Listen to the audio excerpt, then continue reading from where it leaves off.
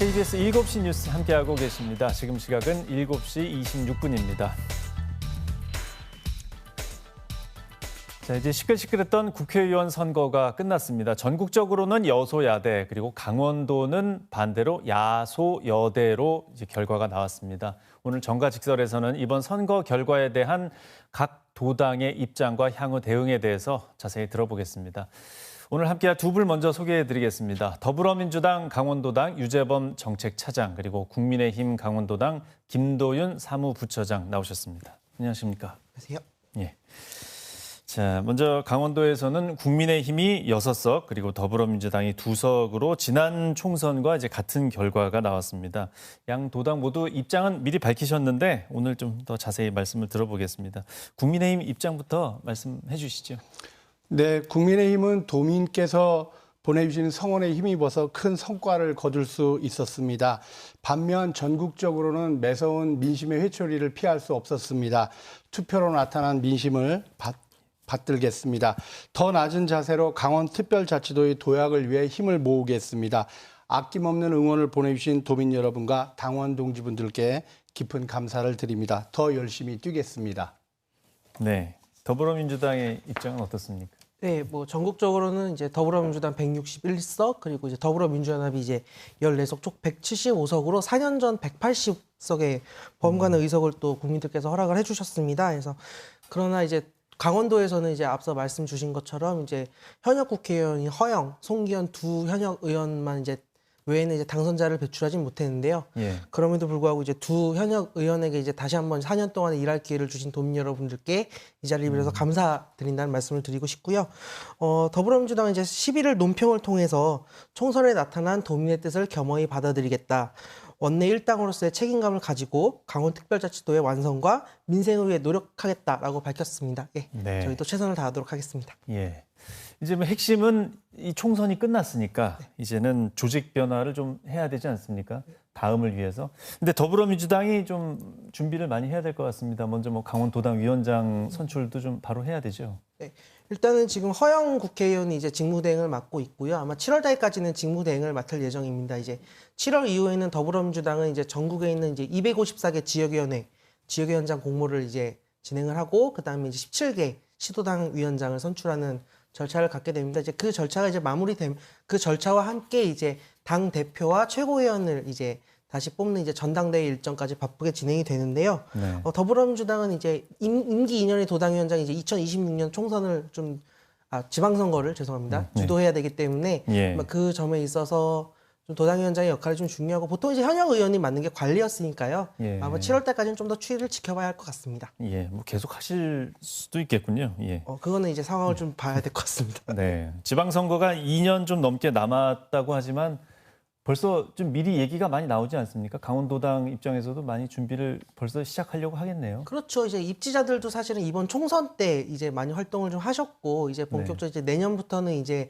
지방선거 입지자들은 이제 선거 준비를 이제 본격적으로 물밑에서 하시는 시기이기 때문에 네. 그 점 때문에 좀 저희도 내년에 좀 바쁘게 좀 진행이 될 것 같고요. 예, 이제 선거가 끝나자마자 이제 다음 선거를 준비해야 되는 그런 일정들이 계속될 것 같습니다. 예. 자, 국민의힘은 앞으로 조직의 변화를 좀 어떤 부분에 초점을 많이 두고 있습니까? 네, 일단 저희는 먼저 그 총선 과정에서 그 약속드린 그 공약을 먼저 실천하는 게 우선이라고 좀 보고 있고요. 네. 그다음에 이제 2년 앞으로 다가온 이 지방선거를 대비해서는 조직 재정비, 그리고 당원 배가 운동, 그다음에 당원 역량 강화를 위한 그 당원 교육, 이런 부분들을 차질 없이 저희가 진행할 예정입니다. 예. 당원 교육은 어떤 걸 주로 합니까? 네, 저희는 이제 당원 교육에서 이제 공직선거법 안내, 그다음에 이제 당원 간의 소통 방법, 그다음에 홍보 전략, 이런 부분을 주로 그 많이 교육시키고 있습니다. 예. 네. 이제 또 아까도 민주당 쪽도 여쭤봤지만 이제 바로 지방선거 얘기가 나오지 않습니까? 총선 네. 끝나자마자 네. 강원도당에서도 지방선거는 총선하고 다르게 좀 네. 만만치 않을 거라고 좀 예상을 하는데, 국민의힘 강원도당에서는 어떻게 준비를 좀 이어가게 됩니까? 저희는 그동안 일편도심이라는 그런 캐치프레이즈를 가지고 열심히 선거운동에 임했습니다. 이 부분은 뭐냐면 도민을 위한 정책, 도민을 위한 공약을 실천하겠다 이런 강력한 의지를 표현한 것이라고 보시면 되겠습니다. 그래서 저희는 지방선거는 오히려 더 진짜 일하는 일꾼, 지역에서 일하는 일꾼들이 얼마만큼 도민에게 어필할 수 있는가 이런 부분들이 더 중요하다고 봅니다. 그래서 의정활동에 최우선적으로 전념할 생각입니다. 예.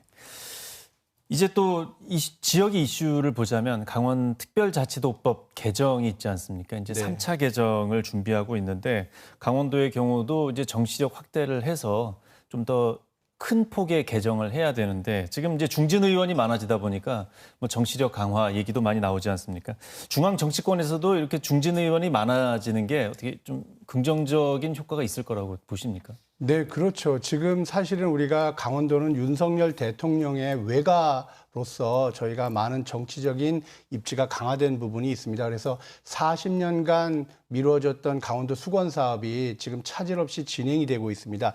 이런 부분과 함께 우리 이번에 국민의힘 소속 도내 국회의원님들이 다 선수가 높아짐으로 인해서 강원도의 정치력은 아마 역대 그 어느 때보다 아마 강화될 것으로 보여집니다. 그리고 당권 주자로 분류되는 우리 권성동 의원님도 계시지만 제가 차후에 좀 말씀드리겠지만 여러 우리 의원님들의 선수가 높아짐으로써 중앙 정치권과 또 대야 협상력 이런 부분도 강화될 것이고 또 집권 여당에 저희가 한 축을 형성하고 있기 때문에 저는 굉장한 힘을 발휘할 것으로 예상을 하고 있습니다. 예.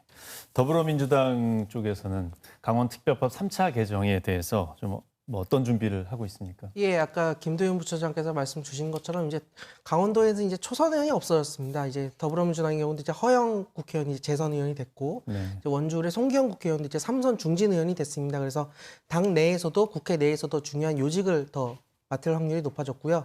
근데 중요한 것은 이제 도내의 정치력 강화도 있지만 근본적인 여소야대 전국이라는 것을 인식을 해야 됩니다. 이제 작년에 예. 이제 김진대 도지사가 이제 더불어민주당 소속의 허영 국회의원과 공조를 해서 2차 강원특별자치도법 개정을 성공적으로 이끈 경험들이 있지 않습니까? 이런 경험들을 좀 바탕으로 삼아서 3차 개정도 좀 이끌어 가야 할 것 같고요. 그리고 도의 이익에 있어서는 여야가 따로 없는 것이니까 더불어민주당에서도 적극 협조할 것은 협조하고 또 원내 일당으로서의 또 책임감도 가지고 이제 특별자치도의 성공을 위해서 임하도록 하겠습니다. 예. 이게 지금 당장 어떤 기한을 두고 개정하는 작업이 이루어지는 건 아니죠? 이게 그렇죠. 준비가 되면 넘기는 거죠? 예, 아직은 22대 국회가 올해 이제 6월 1일부터 이제 개원이 되고 또 원구성 협상까지는 또 몇 달간의 또 시간이 좀 필요하기 때문에 그 기간이 좀 지난 다음에 이제 본격적으로 좀 논의가 좀 되지 않을까 그렇게 생각하고 있습니다. 예, 이번 회기 때 그러니까 21대 때 잘 됐으면 좋았는데 다음을 좀 기대해 봐야 되겠습니다. 지금 이 강원도 쪽의 지형은 전국적인 분위기와는 다르기 때문에 또 이 여러 가지 갈등 요소도 좀 있고요. 그렇기 때문에 아마 유권자들께서는 협치 얘기를 많이 할 것 같습니다. 더불어민주당하고 국민의힘하고 잘 힘을 모아서 강원도의 발전에 힘써야 되지 않겠냐 이런 얘기들을 많이 할 텐데 그 부분에 대해서 어느 정도까지 가능성이 있다고 보십니까? 이제 여야 협치가 이제 성공적으로 가기 위한 전제는 이제 윤석열 대통령의 인식 변화, 또 그 인식 변화가 반영돼 국정 기조의 변화가 전제가 되어야 된다고 생각합니다. 근데 4월 16일 날 국무회에서 윤석열 대통령께서 국정 방향을 옳았지만 최선을 다했는데 국민들이 체감하지 못했다라는 말씀을 하시고 또 더불어민주당의 공약을 빗대서 와야 할 것 같다 이런 얘기들을 하셨단 말입니다. 예. 근데 이런 상황에서는 여야 협치가 더불어민주당 입장에서도 협치를 하고 싶어도 협치를 할 수 없는 환경일 수밖에 없다. 그래서 근본적인 변화가 있어야 되고 이러한 윤석열 대통령의 이런 그 일방통행이 계속된다면 국민적인 저항을 받을 것이다. 그리고 국민의힘 내부에서도 이에 대한 반발의 목소리가 시간이 가면 갈수록 나올 것이다. 이렇게 예상하고 있습니다. 예. 협치의 조건은 역시 그 현 행정부의 입장 변화인데 어떻습니까? 강원도당에서는 국민의힘 강원도당에서는. 네, 저희는 강원도에서만큼은 그 민주당과 함께 강원도당을 부르짖어 왔습니다. 그동안. 그래서 도민 여러분들이 잘 아시겠지만 건전한 비판 그리고 정쟁이 없고 그다음에 여야가 서로 힘을 합해서 강원도 예산을 따오기 위해서 노력했습니다. 그래서 저는 대통령님의 어떤 발언의 내용에 봤을 때 이번 민심을 잘 받들지 않겠다는 말씀은 없습니다. 진짜 정말로 민심을 잘 받들겠다는 말씀이지만 이걸 정쟁으로 왜곡하면 끝이 없습니다. 저는 강원도에서만큼은 이런 정쟁이 없는 그런 여야의 모습이 도민들께 보다 더 아름답게 비춰지지 않을까 그런 생각을 합니다. 그래서 이번에 행정부가 저희 정부 여당에서 강원도에 애정을 가지고 여러 가지 현안 사업에 물꼬를 터주고 있지 않습니까? 네. 그런 부분들을 기대하셔도 좋을 것 같습니다. 예, 잘 준비하셔서 그 기대한 모습을 두 당에서 보여주셨으면 좋겠습니다. 오늘 두 분 말씀 잘 들었습니다.